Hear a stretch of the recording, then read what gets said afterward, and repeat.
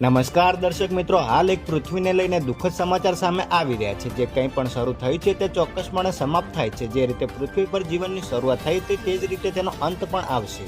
આવી સ્થિતિમાં એક દિવસ એવો આવશે જ્યારે તમામ જીવોનો નાશ થઈ જશે અને કંઈ બચશે નહીં. આ દિવસને સંપૂર્ણ વિનાશનો દિવસ કહેવામાં આવી રહ્યો છે. આવું કેમ અને કેવી રીતે થશે તેના પર વૈજ્ઞાનિકો સતત સંશોધન કરી રહ્યા છે. આ દરમિયાન તેમણે કોમ્પ્યુટર સિમ્યુલેશન કે ટેકનોલોજીનો ઉપયોગ કરીને ચોંકાવનારી માહિતી આપી છે. આમાં તેમણે કહ્યું છે કે એક દિવસ મનુષ્ય અને પ્રાણીઓ સહિત કોઈ પણ જીવ પૃથ્વી પર ટકી શકશે નહીં અને પૃથ્વી સંપૂર્ણ રીતે નાશ પામશે. બ્રિસ્ટોલ યુનિવર્સિટીના વૈજ્ઞાનિકોએ આ સંશોધન કોમ્પ્યુટર સિમ્યુલેશન દ્વારા કર્યું છે, જેમાં ખુલાસો થયો છે કે આગામી 250 મિલિયન એટલે કે 25 કરોડ વર્ષ પછી પૃથ્વી પર કોઈ પ્રલય થઈ શકે છે અને બધું જ નાશ પામશે. વૈજ્ઞાનિકોના મતે પૃથ્વી પરથી મનુષ્ય સહિત તમામ જીવો અદ્રશ્ય થઈ જશે. તે સમયે પૃથ્વીનું તાપમાન 70 ડિગ્રી સેલ્સિયસ સુધી પહોંચી જશે. આવા વાતાવરણમાં પૃથ્વી પર કોઈ પ્રાણી કે મનુષ્ય ટકી શકશે નહીં. ગરમીને કારણે બધું જ નાશ પામશે.